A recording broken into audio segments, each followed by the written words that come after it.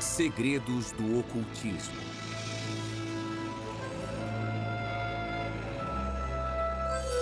Os cientistas.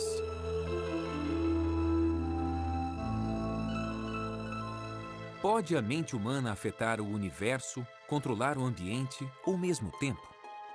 Os cientistas continuaram de onde os praticantes do ocultismo pararam e buscaram resolver mistérios que os magos há muito tempo tentavam entender. –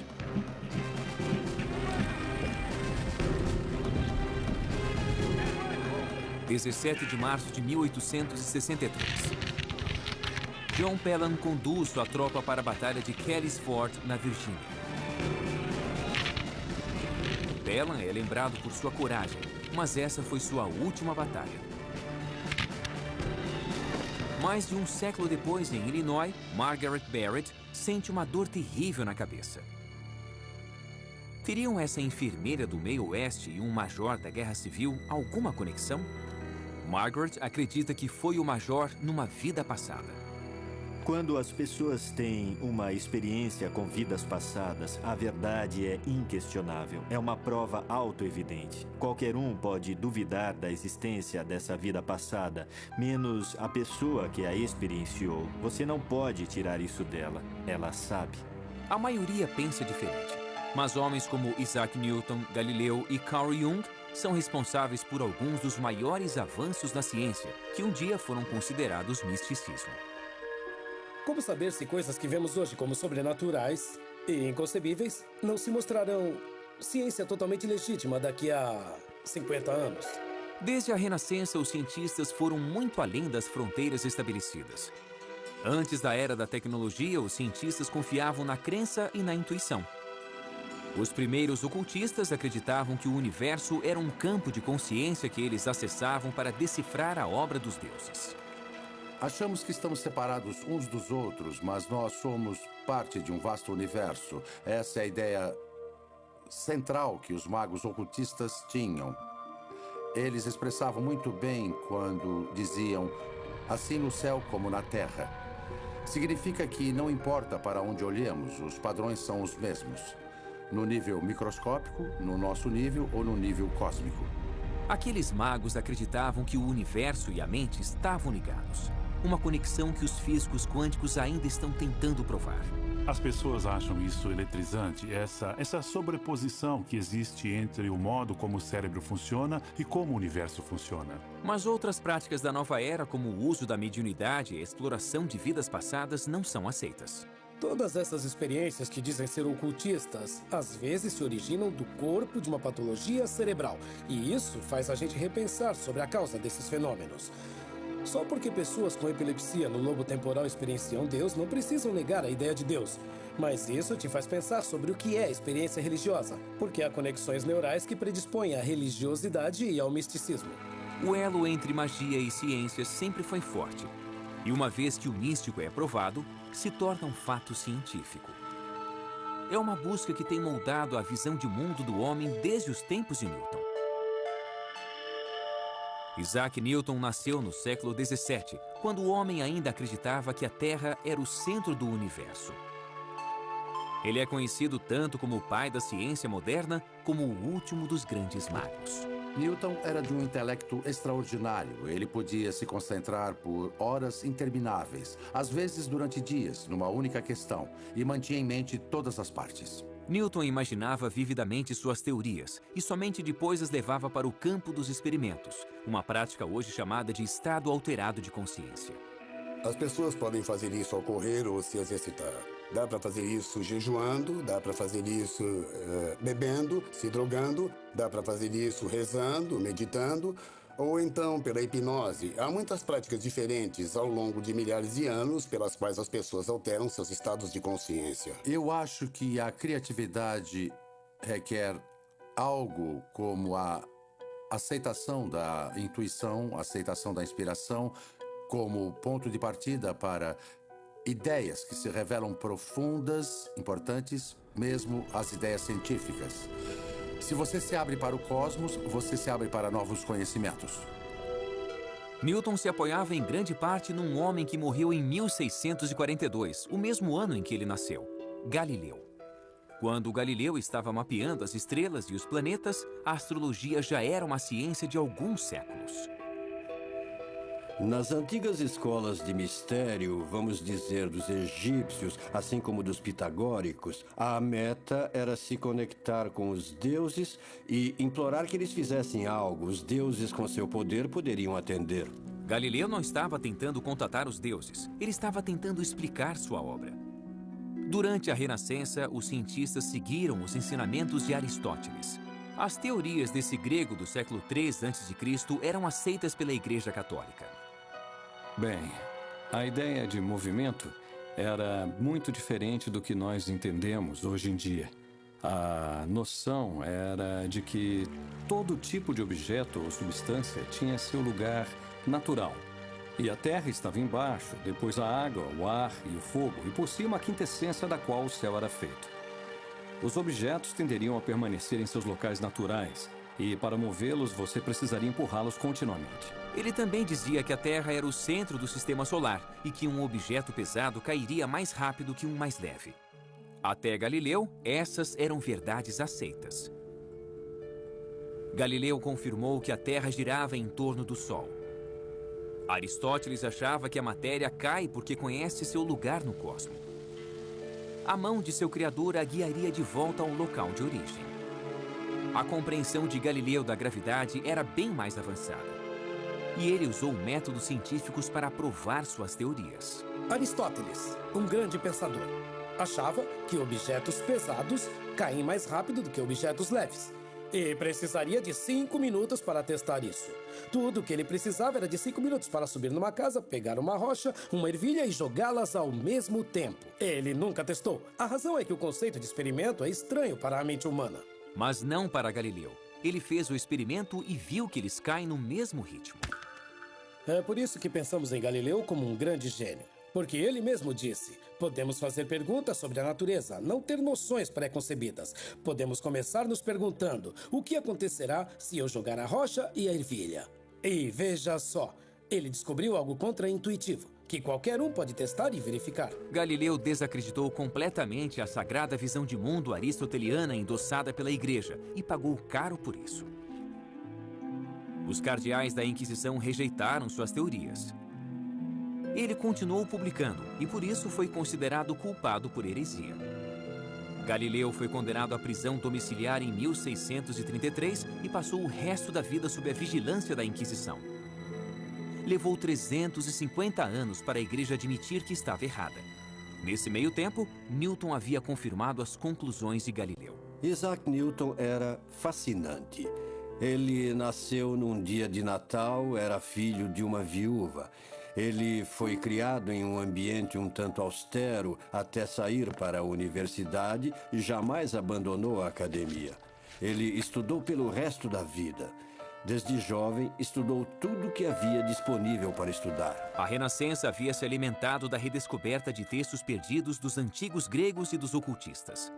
Acadêmicos como Newton se empenhavam para descobrir novas ideias na ciência, religião e magia.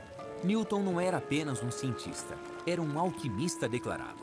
Muitos dos homens mais brilhantes da história, inclusive Isaac Newton, foram para a alquimia, foram atrás de várias questões ocultas porque queriam descobrir como as coisas funcionam e queriam ir tão longe quanto precisavam para satisfazer suas mentes curiosas. Na época de Newton, não havia grande distinção entre magia, espiritualidade e ciência. Os cientistas usavam qualquer método para expandir seus conhecimentos. Ele gastou anos procurando pela joia mais preciosa da alquimia, a pedra filosofal. A pedra não era uma gema concreta, mas um nível mais elevado de consciência que levaria a novas descobertas científicas e espirituais. Sozinho em seu quarto com experimentos alquímicos, Newton ficava dias sem comer ou dormir. Quem estuda a criatividade diz que há vários estágios. Primeiro é preciso aprender tudo o que der. Depois deixar tudo isso incubado, como que borbulhando dentro de você. Depois vai se tornar algo como uma inspiração. Era o que os alquimistas tentavam fazer na época e o que Newton fez com tanto sucesso. Newton partiu do desafio de Galileu de refutar Aristóteles. Quando ele se concentrou na teoria de Aristóteles dos objetos em queda e da órbita dos planetas, ele chegou à mais importante descoberta da física, a gravidade. Isso mudaria tudo. Quando Newton pensou na gravidade, ele teve que conceber a ideia de que dois corpos podem atrair um ao outro à distância. E ainda hoje nós lutamos para entender como isso acontece. Quero dizer, como é que o Sol sabe que Júpiter está ali? Ninguém sabe. O ramo emergente de cientistas empiristas se sentiu desconfortável com a ideia de que um objeto pode afetar outro objeto sem tocá-lo, sem estar conectado com ele de algum jeito. Mas eis que Newton surge com uma teoria matemática que se encaixa perfeitamente nas observações astronômicas, mas que requer que haja uma força entre dois objetos diferentes quando não há nada entre eles. Ele basicamente se baseava na ação à distância, não importando o quanto isso incomodasse a ele mesmo ou qualquer outro. Newton também foi o primeiro a descobrir as propriedades da luz e acreditava que a luz era composta de partículas. A visão aristotélica de mundo não aceitava a ideia de átomos, de componentes indivisíveis dos objetos. Mas fica bem claro nos textos de Newton sobre a luz que ele teve algumas ideias definidas sobre isso. Ele pensou na luz como uma corrente de minúsculas partículas movendo-se rapidamente, corpúsculos, como ele a chamou. Em 1687, Newton publicou sua obra-prima, Principia, e se tornou uma sensação internacional. Nesse livro, ele desenvolveu suas 3 leis do movimento: a lei da inércia, a relação entre força e movimento e a última regra: para toda ação, há uma reação oposta e de igual intensidade. Em 1660, um espectro do passado assombrava Londres: a peste negra. 70 mil pessoas morreram e logo depois houve o grande incêndio. Mas em meio a esse tumulto, havia uma sede por ciência. Em 1660, um grupo de elite de cientistas britânicos formou a Sociedade Real, a primeira organização da história devotada à ciência. A Sociedade Real começou como uma espécie de clube dos inteligentes. Eles se reuniam e discutiam todo tópico concebível. Talvez fosse um pouco arriscado, é claro, porque a todo momento a Inglaterra tinha espasmos de repressão religiosa. A ameaça da igreja não os deteve. O próprio Newton liderou a Sociedade Real por 24 anos, mas este foco quase místico iria inspirar uma nova geração a olhar para o universo interior. O cérebro humano, olhado superficialmente, é uma máquina bem ajustada de neurônios e nervos perfeitamente sincronizados para movimento, aprendizado ou até defesa. Mas o cérebro não tem apenas impulsos elétricos. Esse órgão notável contém pensamentos, memórias e alguns diriam até mesmo a alma. A descoberta da gravidade por Newton transformou a maneira como a ciência entendia o universo, mas outro membro da Sociedade Real, Thomas Willis, estava prestes a superar Aristóteles em outro campo, a medicina. Willis começou a primeira exploração científica do cérebro e de seu software, a mente. Thomas Willis foi um físico inglês. Ele descobriu como estudar o cérebro, o que era difícil de fazer, porque o cérebro deteriora poucas horas depois da morte. O progresso na medicina vinha sendo obstruído por um duradouro tabu contra a dissecação do corpo humano. Foi preciso um certo relaxamento das regras para que a dissecação ocorresse. Muitas vezes os praticantes eram de fato criminosos, eram considerados criminosos apesar de serem cientistas. Aquilo era contra a lei e ia contra tudo e todos dissecar um corpo humano. Até a Renascença, os eruditos acreditavam na visão de Aristóteles de que o coração era a casa da mente. Poucos na medicina poderiam conceber que aquela massa branca disforme dentro do crânio poderia ser a morada da razão e da expressão artística. Willis suspeitava que o cérebro tinha mais do que seus colegas supunham. Então ele descobriu uma maneira de preservar o cérebro para distinguir cada uma de suas partes de uma maneira que ninguém soube fazer antes. Como Newton, Willis era um alquimista e usava o experimento para tentar chegar à verdade. Willis foi o primeiro a dissecar os nervos que levam ao cérebro. Ele explicou como funcionam em conjunto. Suas aulas deixavam as audiências enfeitiçadas. Em 1664, ele publicou Cerebri Anatomy, na época o mais completo estudo do cérebro. Um jovem estudante chamado John Locke partiu de seu trabalho para investigar a natureza do pensamento. Locke era, antes de mais nada, um filósofo. Em 1660, ele havia publicado um ensaio sobre a compreensão humana, também se distanciando de Aristóteles. John Locke desafiou a noção aristotélica de que as ideias eram inatas na mente humana. Ele preferiu se focar no desenvolvimento das ideias, no desenvolvimento de seu processo e em como o cérebro apreende o universo. Foi, de fato, uma das primeiras tentativas de descrever uma neurociência e o que o cérebro faz. A neurociência se tornou uma nova disciplina que permanece cheia de mistérios. É verdade que há um cérebro com os neurônios em ação e há uma mente. Mas no que diz respeito à mente, nós estamos apenas começando a entender como funciona. O que dizer da criatividade, da consciência? O que dizer da autopercepção? Os cientistas hoje entendem como o cérebro funciona dentro do crânio, mas ainda estão tentando descobrir como a mente pode afetar o mundo fora de seu invólucro. Franz Anton Mesmer, astrólogo e médico, topou com a hipnose quase por acaso. O experimento de Mesmer era voltado ao uso de magnetismo na cura de doenças. Franz Mesmer fazia com que as pessoas sentassem numa banheira e usava ímãs nessas banheiras. Ele mencionava o magnetismo animal. É muito interessante porque os ímãs voltaram à moda hoje. E médicos vêm usando o eletromagnetismo como tratamento. Primeiro, Mesmer acreditou que os ímãs externavam a força invisível do magnetismo animal. Depois, pensou que a força emanava dele mesmo e abandonou os ímãs. Na verdade, Mesmer só havia redescoberto outra arte ocultista perdida. O primeiro registro de hipnose induzida num papiro que está no Museu Britânico se deu na corte de Quéops, no Egito, mais de 5.000 anos atrás. Posteriormente, videntes do oráculo grego de Delfos se auto-hipnotizavam para prever o futuro. A hipnose, tal como praticada hoje nos Estados Unidos, começa com Franz Mesmer. Mas se você olhar mais para trás, toda cultura tem um jeito de entrar em transe. Pode ser usando música, pode ser usando dança, pode ser sentado em meditação. Seu tratamento se tornou popular em 1770 e a fama de Mesmer logo se espalhou quando inúmeros pacientes afirmaram terem se curado através do mesmerismo. Ele podia colocar as pessoas em transe e sugerir a elas coisas que eram boas, como se curarem, como ficarem bem. Ele ficou famoso por isso, o que levou à criação de um comitê de cientistas. Aliás, Benjamin Franklin era um deles. Eles tentavam decidir se algo daquilo era real ou não.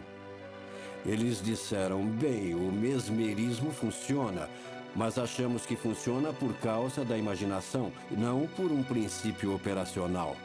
Mesmer foi acusado de charlatanismo por muitos. Mas em 1843, o cirurgião londrino John Ellison começou a usar o que chamou de coma hipnótico para realizar uma cirurgia complexa sem dor. A anestesia ainda não havia sido inventada e a técnica de Ellison resultou em mais de 300 operações bem-sucedidas. Mas a influência de Mesmer teve vida curta. Com a descoberta do éter, a hipnose foi novamente dispensada pela medicina tradicional.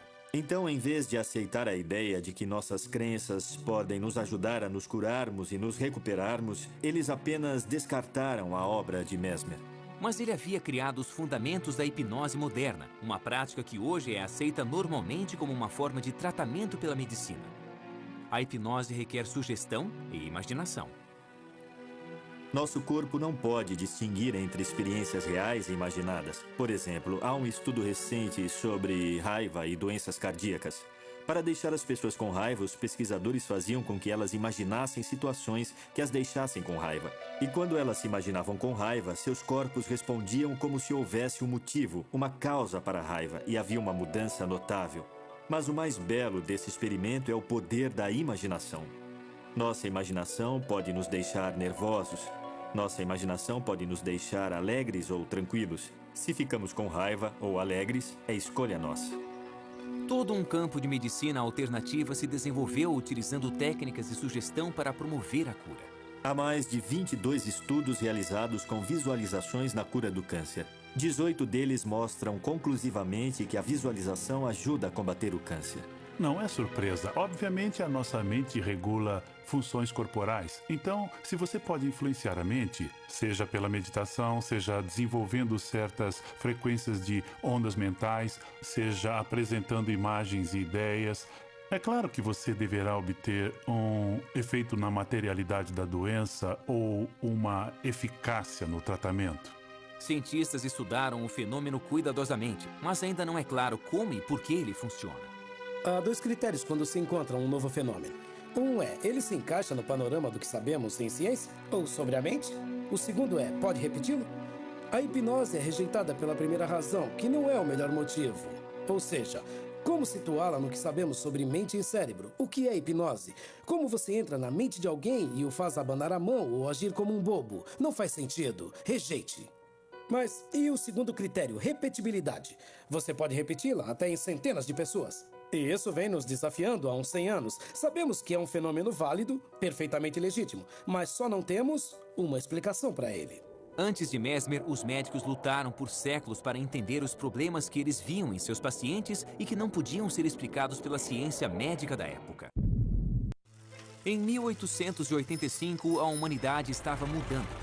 Carl Benz havia criado o primeiro veículo movido a gasolina. O Dr. Sigmund Freud estava numa grande empreitada, tentando resolver os problemas emocionais de seus pacientes. Ele tentou a hipnose. Colocando seus pacientes em transe, ele descobriu que eles se lembravam de traumas do passado. Os físicos haviam desenvolvido uma nova compreensão sobre a energia. Ela não podia ser destruída, apenas transformada. Freud se inspirou nessa descoberta. Ele era brilhante, tinha opiniões firmes e era um grande estudioso. Então, ele olhou à sua volta e viu um conhecimento sistematizado que ganhava força no que era chamado de ciência natural e que depois se tornou a física. Ele pegou aquelas metáforas e as passou para a psique. Freud descobriu o inconsciente. Ele viu a personalidade humana como um sistema de energia psíquica. A energia que não se expressava conscientemente se desviava para o inconsciente do paciente, criando as neuroses. Freud identificou a energia sexual reprimida como a causa de toda doença mental. E as ideias dele ainda estão muito em voga. Ainda pensamos em como nossos desejos mais profundos são reprimidos e suplantados por outras motivações. É a extrapolação freudiana do modelo físico para o domínio psíquico. Freud inventou a psicanálise como um método para liberar os traumas sexuais enterrados no inconsciente. Era uma nova fronteira no estudo da consciência, e apesar de muito do trabalho de Freud ter sido contestado, sua obra propiciou os fundamentos da psicologia moderna. Conservador, Freud jamais se deixaria identificar como um ocultista, mas um de seus seguidores provaria ser tanto um pioneiro nessa área quanto um praticante de ocultismo. Ele queria saber tudo a respeito de tudo, ele lia de tudo. Ele viajou para a África, viajou para a Índia, ele viajou para a América. Ele era alguém que tinha um apetite voraz pela experiência e por tentar entender a psique em todos os tempos e locais e em todos os cantos do planeta. Carl Jung nasceu 10 anos antes de Freud inventar a psicanálise. Filho de um pastor, Jung conduziu experimentos espiritualistas. Ele se tornou psicólogo para explorar as dimensões da mente, mas por toda a vida nunca perdeu o fascínio pelo oculto. Seu herói, Freud, se tornou tanto seu mentor quanto seu maior rival. Ele não conhecia Freud até 1907. E quando eles se viram, conversaram por 13 horas seguidas. E uma das coisas que vieram à tona foi o ocultismo. Jung havia sido um defensor da teoria sexual de Freud sobre a histeria antes de se conhecerem. Ele a defendeu publicamente, mas não achava que a teoria sexual explicava tudo. E quando ele se sentou com Freud por 13 horas, Freud assumiu uma expressão muito séria. Olhou para Jung e disse: "Você precisa fazer uma coisa, meu filho. Você precisa me prometer que nunca vai abandonar a teoria sexual e que vai fazer dela um dogma, uma fortaleza contra a maré negra de lama." Então ele hesitou e disse: "Do ocultismo." Jung se recusou a acreditar que a repressão sexual explicava tudo e não pensava em desistir do ocultismo. E Freud garantiu que Jung pagaria o preço. Jung, na época da ruptura com Freud, era presidente da Associação Internacional de Psicanálise. E Freud não queria deixar a instituição a cargo de Jung. Então, nos bastidores, quase numa prática ocultista, ele formou um pequeno comitê e deu a cada um dos membros um anel e fez com que cada um jurasse segredo. Então, eles começaram uma certa conspiração para se livrarem de Carl Jung. Depois de romper com Freud, Jung caiu numa depressão de 6 anos. Ele se retirou para sua casa de campo em Bollingen. Como Newton, muitos séculos atrás, ele estava em busca de sua própria pedra filosofal. Ele lutou contra sua depressão e emergiu com um novo tipo de psicologia, imbuída de pensamento místico. Ele usou cartas de tarô, usou astrologia, mas mais importante do que cartas de tarô ou astrologia é que Carl Jung acreditava na intuição. Jung disse uma vez: o que o terapeuta faz é por seu paciente em contato com a intuição. E quando o terapeuta faz isso, seu trabalho está feito. Durante seu retiro, Jung concluiu que era pela astrologia, a alquimia, a mitologia e o I Ching que os primeiros magos investigavam a consciência humana. E deu seu grande salto, vendo a psique como um campo de energia muito maior do que a personalidade individual. Ele a chamou de inconsciente coletivo. O inconsciente coletivo inclui todas as coisas que não nos são pessoais, que nos transcendem, que são os conteúdos transpessoais e impessoais do inconsciente, que Jung chamou de arquétipos. São componentes tipicamente humanos, que não têm nada a ver conosco pessoalmente, não dizem respeito a experiências pessoais, não são sobre nossa mãe ou nosso pai, são sobre nossa própria ideia de mãe e pai. Tanto Jung como Freud praticaram os estados alterados da consciência usados por magos para obter seus maiores insights. Para Freud, era um método de associação livre. Para Jung, era um método de imaginação ativa, onde você deliberadamente induz a fantasia e fala sobre aspectos de você que estão personificados em formas imagéticas. É como no ocultismo, na mediunidade ou nas sessões, pensando que você fala com os mortos, quando na verdade você fala consigo ou com diversos eus interiores. Freud havia isolado a personalidade num pacote de neuroses, guiado apenas pela repressão sexual, ao passo que Jung levou o individual a um patamar maior, um lugar mais vasto da humanidade, com sentido e continuidade. Nós temos tanto o inconsciente pessoal como o inconsciente coletivo. O inconsciente pessoal está mais alinhado com a nossa alma e o inconsciente coletivo é a sabedoria, os arquétipos, os mitos, as universalidades que qualquer um pode tatear. Então todos temos nosso caminho pessoal e todos temos um caminho coletivo. As ideias de Jung inspiraram muitas práticas da nova era. A mediunidade pode talvez vir de algo como o inconsciente coletivo de Jung. Provavelmente a maioria dos médiuns diria que vem de um nível mais alto de sabedoria. E talvez seja a mesma coisa. Sem dúvida, esse é um conceito que se relaciona com o inconsciente coletivo. Mas a apresentação típica é como se uma entidade, uma alma desencarnada, um grupo delas que existisse em outra dimensão, decidisse nos ajudar ao incorporar sua sabedoria num de nossos amigos ou vizinhos. Durante séculos, o estudo do universo e da mente foram disciplinas separadas. Em 1905, com 30 anos de idade, Jung conheceu um jovem alemão que trabalhava como escriturário num escritório de patente suíço, Albert Einstein. De certa forma, Einstein tinha um coração místico. Quando criança, ele havia observado os movimentos da agulha de uma bússola e jurou que um dia iria conhecer a mente de Deus. Como Newton, ele entrava em estados alterados da consciência que chamava de exercícios mentais e intuitivamente chegou às suas descobertas. Somente mais tarde, Einstein iria retomá-las com fórmulas e provas. Naquele ano, Einstein publicou 5 artigos sobre a nova física no jornal Annalen der Physik. Teorias que reescreviam as regras do universo. Nelas, ele apresentou a teoria da relatividade, defendendo que tempo e espaço são relativos, conceitos mutáveis, não absolutos. Newton desenvolveu aquelas maravilhas, a lei do movimento, da gravidade e outras que pareciam funcionar como um relógio, e deixou todo mundo contente, por mais revolucionário que fosse na época. Porque descobria-se que o mundo, o universo, era como um relógio gigante e que tudo funcionava de maneira ordenada. Einstein apareceu e disse, bem, isso pode ser assim, mas também é relativo.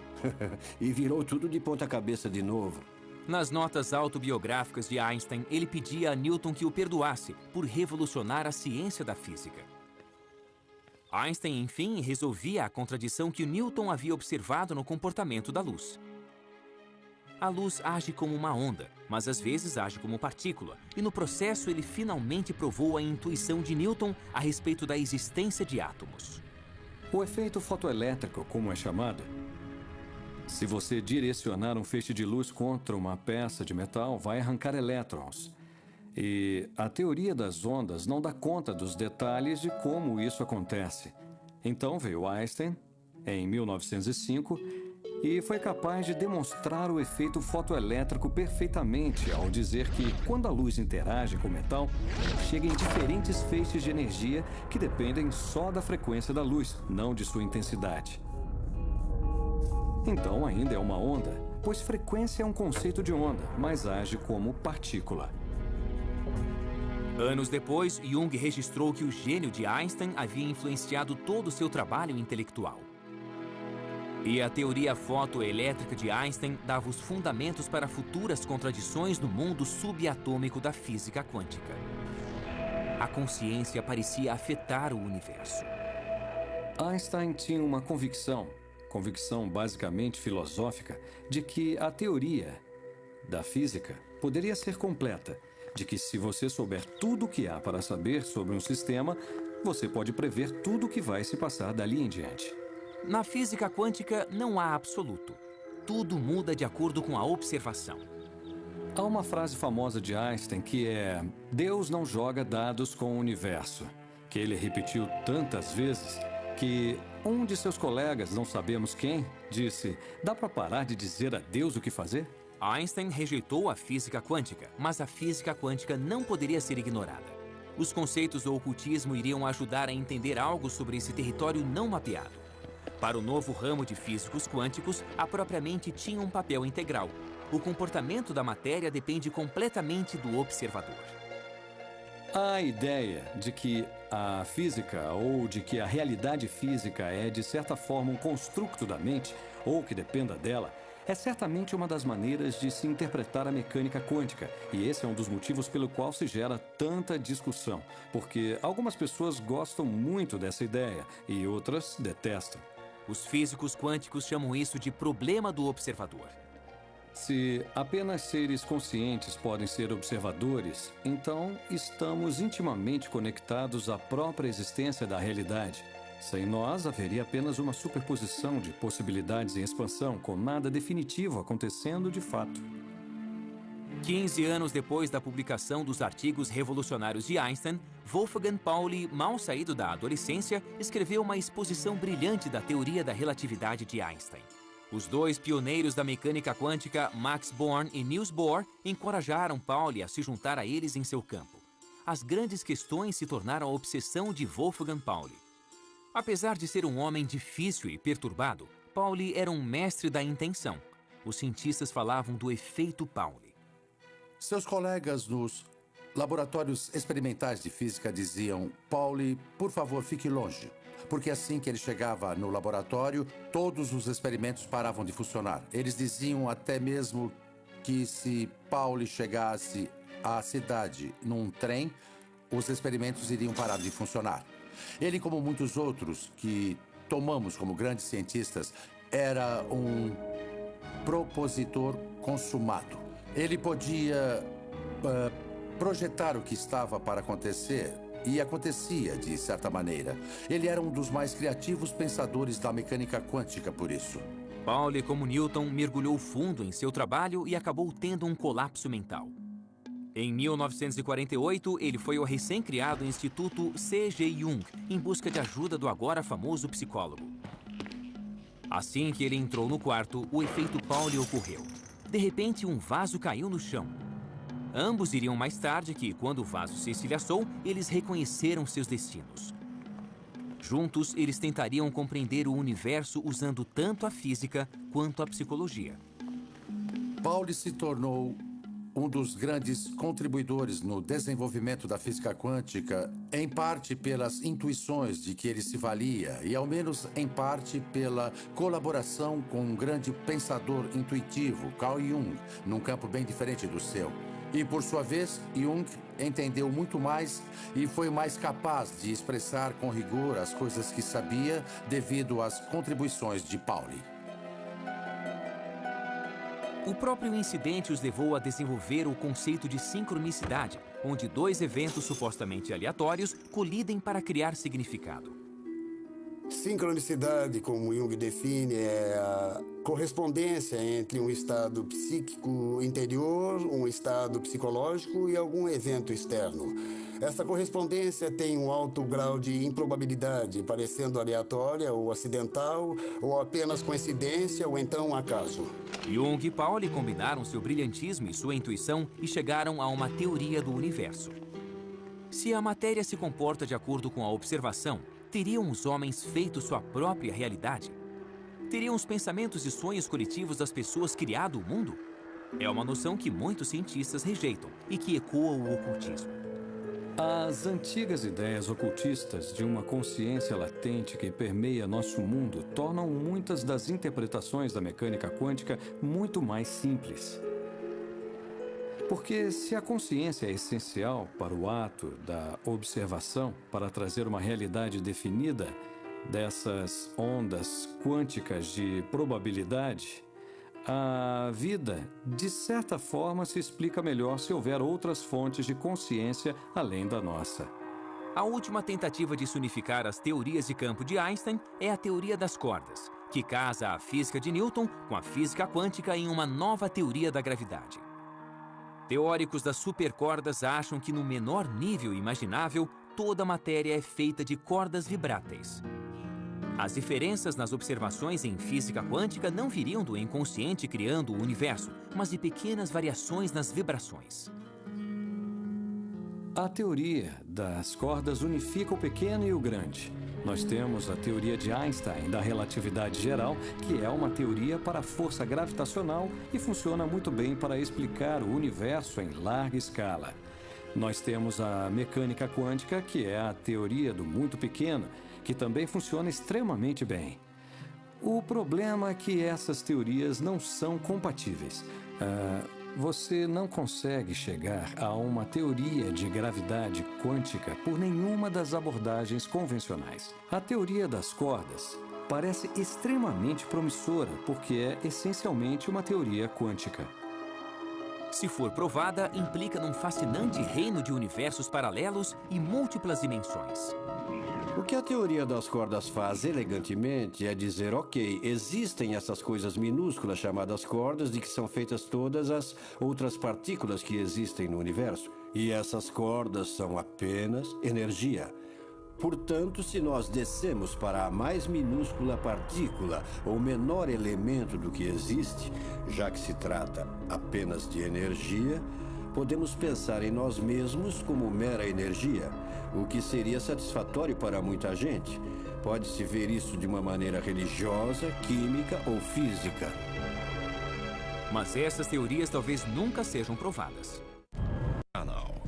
Os cientistas afetaram nosso mundo com um trabalho que no começo parecia magia. Em 1895, Conrad Rankin fazia experiências com raios catódicos quando notou um brilho verde numa tela pintada em sua bancada. Mas o raio catódico estava coberto com papel preto, o que significa que os raios invisíveis atravessaram o objeto sólido. Investigando mais, ele descobriu que os raios podiam atravessar a pele, revelando os ossos da mão de sua esposa. Imagine a reação das pessoas. Aqui tem... Bom, tente imaginar que tem uma mesa e tem uma gaveta. E dentro dela tem um filme. Eu vou passar esses raios misteriosos por sua mão e você vai ver os seus ossos. Bom, as pessoas diriam que isso é sobrenatural, é ocultismo. De fato, ninguém acreditou nele. E ele disse, não vou publicar numa revista científica porque parece ocultismo. Então vou publicar num jornal. E ele publicou a mão da esposa no jornal. Dava para ver os ossos da mão e ele entrou para a história. A obra de Rankin poderia facilmente ter sido rejeitada. Será que outras crenças ocultistas se tornarão ciência? Nascida na Inglaterra, Margaret Barrett tinha pouco conhecimento da Guerra Civil Americana, mas se sentiu impelida a estudá-la. Um dia, ela se deteve sobre uma foto de John Pelham e notou uma enorme semelhança. Pelham, o galante, como era conhecido, foi morto pelas tropas da União aos 24 anos. Estaria ele vivo em Margaret? Margaret sofria de enxaqueca crônica. Ela fez uma cirurgia cerebral para o que eu acredito que fosse a mesma lesão da qual John Pelham morreu. John Pelham morreu quando uma bala explodiu na parte de trás da cabeça e atingiu o crânio. Margaret teve o mesmo problema que a levou à cirurgia cerebral. Então, o que fazer com a crença de Margaret na aparente conexão entre a morte de Pelham e seu problema? Quando conduzo uma regressão a vidas passadas, a primeira coisa é tentar criar uma ponte. A ponte é alguma conexão entre a vida corrente e a vida passada. Pode ser um medo, uma fobia, pode ser um trabalho, um relacionamento, não importa o que seja. Algumas vezes até sonhos podem se tornar pontes para a vida passada. Uma vez feita a história completa dessa pessoa, eu passo a hipnotizá-la. Então, o que tentamos fazer com a regressão é ajudar a pessoa a aprender sobre suas vidas passadas, para que elas não cometam os mesmos erros na vida corrente. Nós guardamos marcas dos que viveram antes de nós? Nós temos a ação e a inteligência à distância. A questão é que temos de nos conectar a isso, temos de estar conscientes dessa possibilidade. Desvendar as vidas passadas pode um dia ser tão corriqueiro quanto os raios-x? A maioria dos cientistas rejeita a ideia. No caso de Rankin, ele fez o experimento e qualquer pessoa pode repeti-lo e aceitá-lo. No caso do Galileu, Pedra Grande, ervilha, qualquer criança pode fazer o mesmo. Mas isso não vale para tudo. Pegue a velocidade da luz, que Einstein diz que é finita. Precisamos de experimentos muito detalhados e quantitativos para provar que é correto. Não é uma coisa rápida. Talvez alguns desses fenômenos sejam tão imprecisos, tão sutis, que vamos demorar para desvendar. Mas parece uma farsa para mim. Não me parece fundado, na verdade.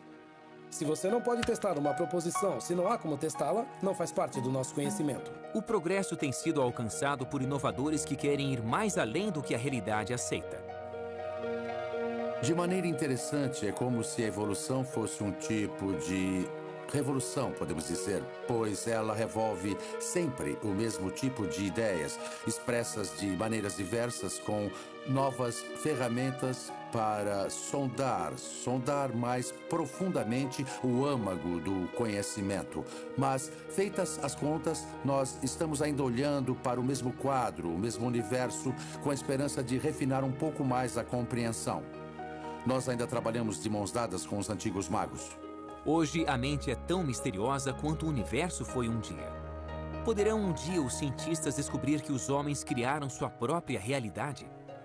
Nós vamos alcançar alguns grandes avanços através da ciência, mas virão da ciência olhando para o que alguns podem chamar de oculto. Há certas coisas que eu acho interessantes nas crenças da nova era, porque eu acho que elas explicitam coisas que a ciência não pôde alcançar ainda. Eu acho que para tudo que ainda não temos uma explicação científica hoje, vamos no fim explicar cientificamente. Somente o tempo irá dizer que revoluções nos aguardam na encruzilhada entre a ciência e o ocultismo.